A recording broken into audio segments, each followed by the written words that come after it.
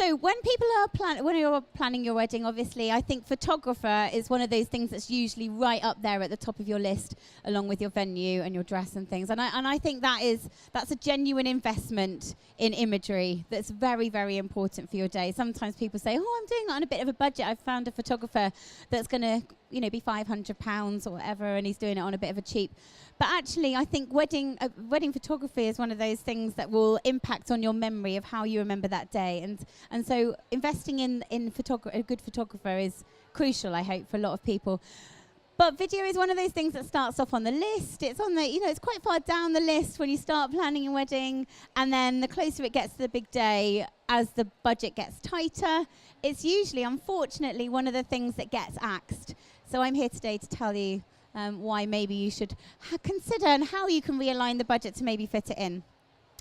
So 8 years ago, I was planning my own wedding, and I was getting married abroad, so I didn't really know what to do. So I looked at the traditional wedding videographer options.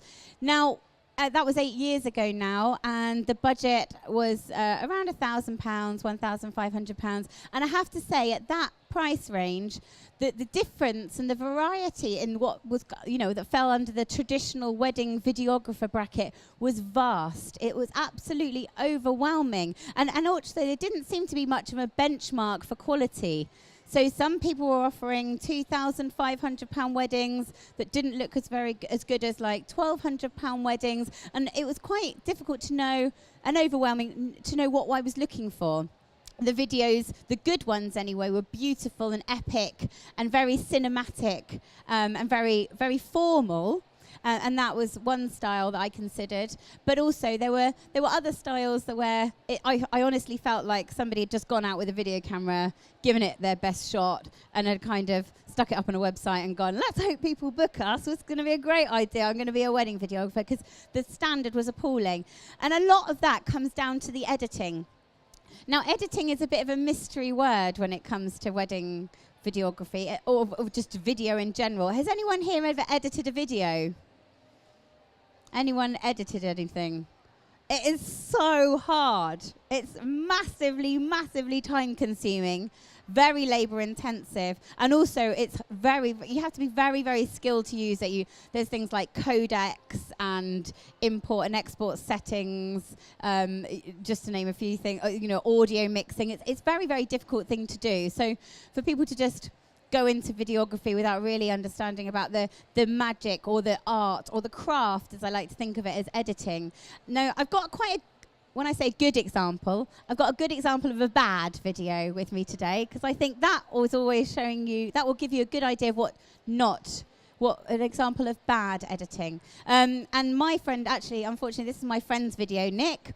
She got married 5 years ago, and she paid £2,500 for her wedding videographer. He was there for 12 hours, so it was a long day for him. But essentially, the video that she got back was really quite disappointing. And I'll show you. I think you'll be able to see for yourself now when I show you this video. So this is an example of a badly edited video, everybody.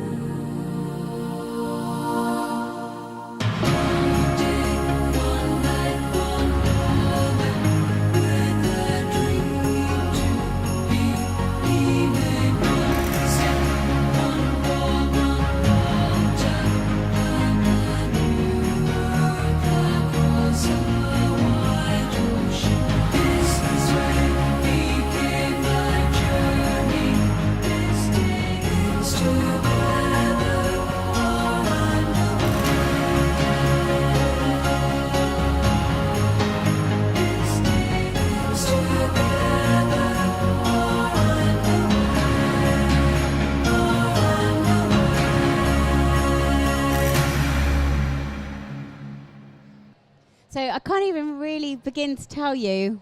Well, I don't even really know where to start with that video. Some of it wasn't in focus. The music was terrible. The shots were cut on the angle, so he was doing it like on a bit of a, I don't know what he was doing actually. Maybe he was drunk at the party, he'd had a great day, I don't know. But a lot of it was on the side, like zooming in and out very quickly. He hadn't got a light for the party, so the footage is quite dull and dark. Nobody's particularly well illuminated.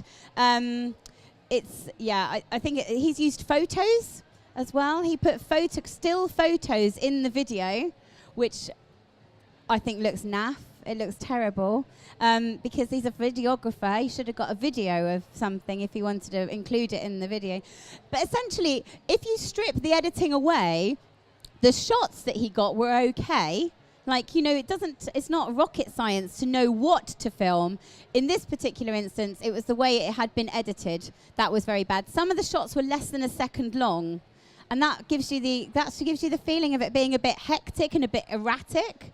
And it's definitely not what Nick remembers of her wedding day. And I think that was quite an important point, because sometimes people say, oh, I get a wedding video thrown in with my package and I don't care what it's like. I don't really mind it. You know, it's free, so I'll just take that. But essentially, a bad video can impact on how you remember the day, because in the same way that a photo does, you can look at it and it takes you back to that place. But actually Nick watched her video, and rather than thinking, oh my God, it was the best day of my whole life, that's exactly what happened on my wedding day, she watched it and was a bit like, my wedding looked a bit rubbish.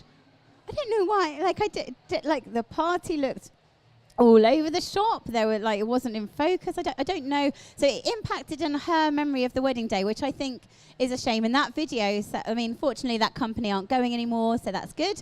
But that cost her £2,500. So that's a bad example. Now I've got a good example with me as well. We highly recommend a traditional wedding video company called Minty Slippers. Danny is here today, hiding discreetly in the background, doing a good job at not being seen, which is also a key skill of a wedding videographer.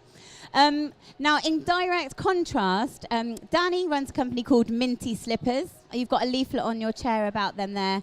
And in direct contrast, I would say these are some of the best wedding videos I've seen on the market. And I used to work in television before I launched my own business doing wedding videos, and Minty Slippers videos are right up there with the top that I've seen. They start from around £1,800, and Danny is a husband and wife team, so Danny and Julie come out and shoot videos for you, and they professionally edit the footage for you. And I'll show you now an example of a Minty Slippers video. So this is a good example.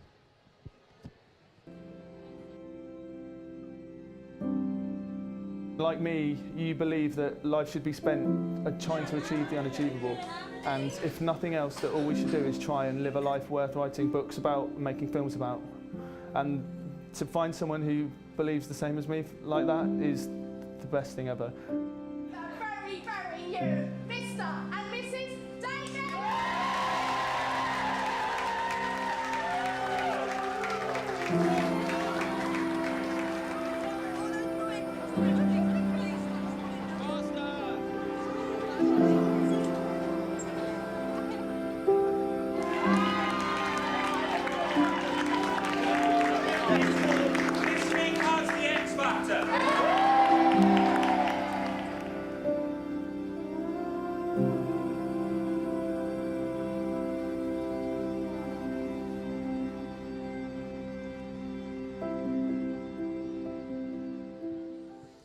So I think you'd agree watching that. It's a highly emotive video. The shots are beautiful. The imagery is beautiful. Danny uses a Steadicam, which is a harness with a video camera that you can strap to yourself, and you can move seamlessly around your venue and in and out of guests. The imagery is stunning, I think. And also the way it's been edited with the audio, which is crystal clear because he uses microphones. The audio then has run under the shots of the audio from the vows or from the speeches. He's run under shots, the money shots, essentially, if you like, the shots of them walking up the aisle together, the shots of them dancing together. And that's a really beautiful editing technique where it creates more emotion within the video.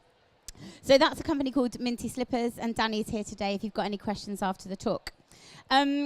So when it comes to looking at traditional wedding videography, I would say don't just look at the video examples on their website, because also they're going to be just the hand cherry-picked beautiful ones that they've picked to show you. I would say go onto their video hosting platforms. That could either be YouTube or Vimeo, and have a look at how often they're uploading videos and what other videos they do, because that's the way that videographers share their videos with the clients. So I would say look at other work that they've done, ask to see the other work that they've done, and if they haven't uploaded anything in 6 months, that begs the question, well, what have you been doing? Why is your channel not very populated? They should be, we say as our company, we're only as good as our last wedding video. So, a good wedding video will be happy to share his videos with you and what platform he uses, not just the ones on his website.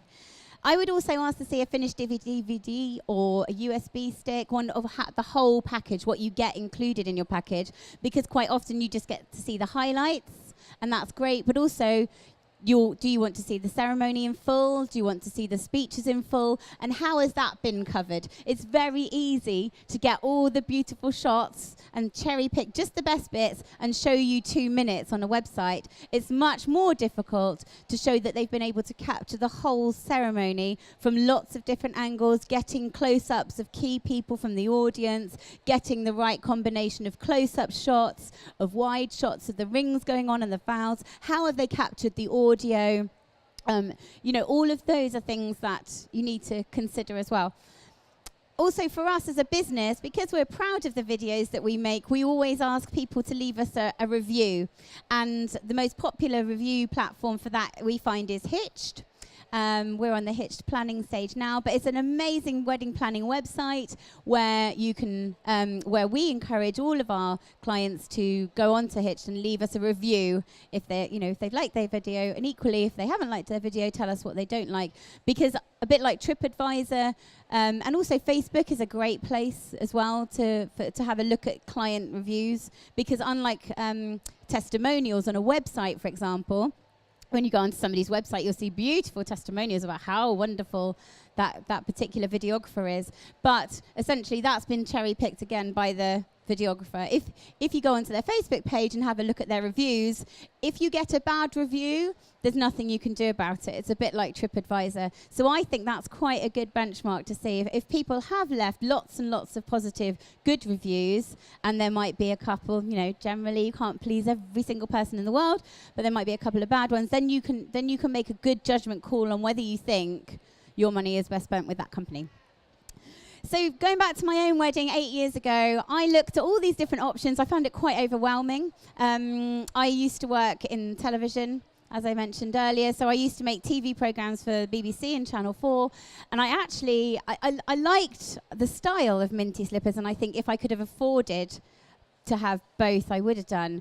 But essentially, I didn't think it captured my personality very much. I thought it was very epic and very cinematic and very beautiful, but I thought it was quite formal. And I wanted formal photographs, but I didn't want a formal video as well. I felt like in 30 years' time, would that really reflect on, was that really what happened on my day? Is that how my wedding day looked? And I felt like it didn't look like, for me, I don't want to remember it like that. I want to remember it for all my friends having loads of fun and drinking and dancing and being silly and having the best day of my life with the closest people around me. And also with a videographer, sometimes you don't get that interaction with the camera because people don't like talking to the videographer. Danny's very friendly, but people don't like leaving messages because they're a bit self-conscious, or they don't like themselves on camera, or they just rather not. So that led me to the question, well, I do really want a wedding video, but I don't want one like that. I don't want a formal thing. So I then thought, well, I work in television. I know I'll give a couple of video cameras to my friends, and then I will edit. I'll ask my friends to edit the footage for me. That's what I'll do, because I worked with editors before. So I was like, that'll be fine. I've got people coming to my wedding that are fun, outgoing, creative. They're quite crazy, or similar to me and my husband. So yeah, I'll just get them to film it, and then I'll ask my TV friends to edit it. So I spoke to a couple of people I was working with. I was like, so, You're great at editing. I really love this program we're working on. But I'm getting married. How about editing my wedding video? They were literally, it was like, like one of those tumbleweed moments. They're a bit like, so this is a bit awkward, Andrea. I was like, oh, come on, I'll take you out for drinks, I'll buy you dinner. Come on, edit my video for me. It's going to be amazing. First thing they said is, yeah, that's what everyone says. You're an editor, you can edit my video for me. And also it takes a week to edit a video, which I kind of knew, and I was like, maybe you can fit it in as a favor, come on. And they were like, well, a TV editor earns £300 a day, and it takes 5 days to edit a wedding video. They were like, yeah, we'd just go down IKEA and get you some champagne glasses, honestly. Like, that's our gift to you. We can't edit your video. We're not going to take a week off work to do that. So I was like, oh, God, now what do I do? So I was like, I really want a video, but I haven't got anyone to edit it. And I had 2 other weddings that year that were getting married. So I said to my friends, right, look, there might be an idea in this. There might be a gap in the market, and there might be something I could do. I'll give you video cameras. This will be my gift. I'm going to hire some video cameras. I'll give them to you. You film the wedding. You film as much or as little as you like. And my gift will be I'll edit them for you. I'm not an editor, but I'll give it a go. I do understand the concept of making a good video, so I'll do that for you. And so they were like, oh, great, okay. So they filmed their video, and the footage they got back was genuinely, and I get butterflies thinking about it. It was one of those light bulb moments when you're like, oh my God, this video is hilarious. Like, genuinely hilarious. Because people were engaging with the camera, people were doing silly things because the camera was there. They're like, oh my God, this is brilliant. Oh, you got a video camera? Okay, come and film me do this. I'm going to go and do this. I'm going to jump out from this hay bale and surprise you and go happy wedding day. I was like, oh, that's so funny. And so there was messages from the groom the night before. The bride had given the camera to him. And so he'd left a video diary message where he was he had a selfie and he was like, oh, I'm getting married tomorrow and I'm so nervous and I'm so excited. And then there was a bit where the mum came out of the shower on the morning of the wedding. She had a towel on her head, and she was like, you've caught me. Oh, good. Okay, well, I'm really excited about the wedding. I can't wait. Can you come back when I've got some more makeup on? It was just genuinely funny, personal. It was like being a fly on the wall, essentially. Genuinely funny, personal, candid moments from people that didn't feel self-conscious. They didn't feel like, oh, God, I don't want to. Don't film me because it's going to be in a formal video. So when I edited it together and put all their own music on it, it was one of those things I was like, wow, this could be quite a good business idea. So it was 8 years ago to this day when we came to the National Wedding Show 8 years ago, and we launched Shoot It Yourself. And so I brought those 2 examples with me. I was like, my husband who works in broadcast television as well, he films Come Dine With Me and Take Me Out, and lots of broadcast shows, and he was like, this is destined to fail. This is a ridiculous idea. I was like, I don't think it is, because videoing it, filming stuff is not that hard. Everyone videos stuff, you get it on your smartphone, the videoing thing is not hard. It's the editing thing that's hard. So if we give video cameras, he's like, honestly, Andrea, you're doing me out of a job here, love. I don't think it's going to work, but if you want to go, come to the wedding show. I booked a stand. And then I'm still here 8 years later. We produce nearly 300 weddings a year. We were on Dragon's Den in 2012, and we got successful investment from one of the dragons on Dragon's Den. And yeah, I think it's a very different way to capture your wedding. And I'm going to show you snippets of Shoot It Yourself wedding video now. We're getting married today. Let's get married! Wedding day. I'm nervous that you're really close to my face.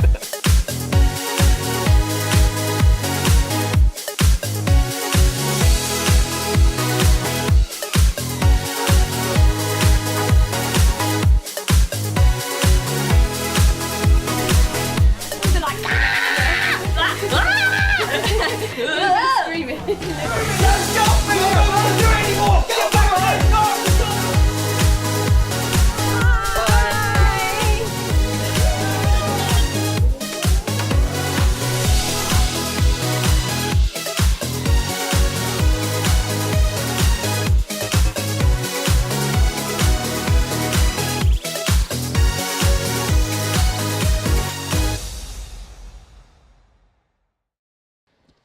So there we go. That's a shoot it yourself video. It's very different to the traditional wedding video that I showed you earlier. But for me, that was how I wanted to remember my day. And that will genuinely be how your wedding will happen. So on your wedding day, you're quite consumed with getting your makeup done, your hair done, you know, making sure everything's running to plan and everyone's having a nice time. But for everybody else at the wedding, that's what your wedding day will look like. They'll be larking around, they'll be drinking, they'll be standing around. Give them a video camera and get them to capture it for you and then send it off to us and we professionally edit the footage for you. But what I've come to realize after running the company for 8 years is we're a bit like Marmite. There are some people, when you explain the idea, they're like, I don't get it. I don't get it, sorry. You're like, yeah, but you get it. Like, people film it, and it's really good fun. They're like, no, I don't really, no, I don't get it. And I started out being like, why don't they get it? Why don't they get it? But actually, it's not for everybody, and that's the important thing. I think you need to pick a style and an editing and a video that's going to suit your personality and also how you want to remember your day, because it is just one day, and your wedding is one day, but marriage is for the rest of your life. And I think that's one thing when people are like, nah, I don't want a video. I don't, I'm not fussed for video. I've got photos. I'm not going to get a video. And I like a little part of me goes, oh God, I wish I could tell you how important your video will be or how important your wedding will be once it's gone. Because you spend 18 months, 2 years sometimes planning your wedding, and literally it's over within 24 hours. And it's the one day of your life, probably even more than, I've got 3 kids, so more than my children being born. I think I'm probably like, I think about my wedding in a way that was probably one of the most exciting, happy, moments of my life. And so my video, which I got my friends to film it for me, that's an investment, I feel, in my memory of that day, because we don't watch it every week. I don't sit down with Jonathan and go, oh, what should we do today? It's Friday. Let's put the wedding video on. Kids are in bed. Let's get the video on. It's not like that. It's not how often you watch it. It's what it means to you when you do. And I think, the first year I watched it, I was like, oh yeah, that's funny, but I kind of remember everything that happened anyway. It's now 8 years later when we watch it that we're like, well, my daughter was 18 months when we first got married, and now she's 9. And I've got a 5-year-old, I had to think there, and an 18-month-year-old, and my life looks totally different. And it's only been 8 years, but it's unrecognizable almost from where we were when we got married. And I think so when we do watch it, it takes us back to that moment, and also, what's that going to mean in 20 or 30 years' time when we watch it, when we're old and we're not so cool, or maybe when Molly's got kids of her own, and she can watch it, and we're like, oh God, look, we were cool. Remember Nanny? She's old, and now she look at a video. She's so cool when she was younger and had loads of fun on her wedding day. Because it's the one day of your life where you would do that. Any other day, you wouldn't be fussed for a video, but that's the one day of your life when you should invest in a video, because it's honestly, I speak to some people that are like, oh, I've bought £2,000 shoes. I haven't got any budget for a wedding video. I'm like, oh my God, what will those shoes mean to you when you're 60, 70 years old? They'll be nothing. They won't wear them again. They hurt your feet now. What are they going to do when you're 80? Why have you spent $2,000 on shoes? What a waste of money. And honestly, I promise you, people don't like me saying this, but your wedding will never go down in history for the food that you serve. Okay, no one has ever come away from a wedding going, that was the best chicken dinner I have ever had, honestly. The roast potatoes were amazing. I'm so glad you paid for the dauphinoise rather than the new potatoes. It was definitely worth the extra 20 quid per head to get those potatoes, because literally it's made the wedding. Like, nobody cares. Nobody cares. And you won't care in 20, 30, 40 years' time. You don't care what you had for dinner. People just want to have a nice time and have a party. That's essentially what a wedding is. And also it's a commitment to spending the rest of your lives together. And so 20, 30, 40 years' time, when you can look back on your video of the best day of your life and it looks like you're having the best day of your life ever, that's where I think you could spend 400, 500 quid on a wedding video. So That's me. I'm Andrea from Shoot It Yourself. I'm on C40. Stand over there. If you've got any other questions, Danny's also from Minty Slippers. He's here. All of our videos are on our website as well. But come and say hello. And that's it. I'm done.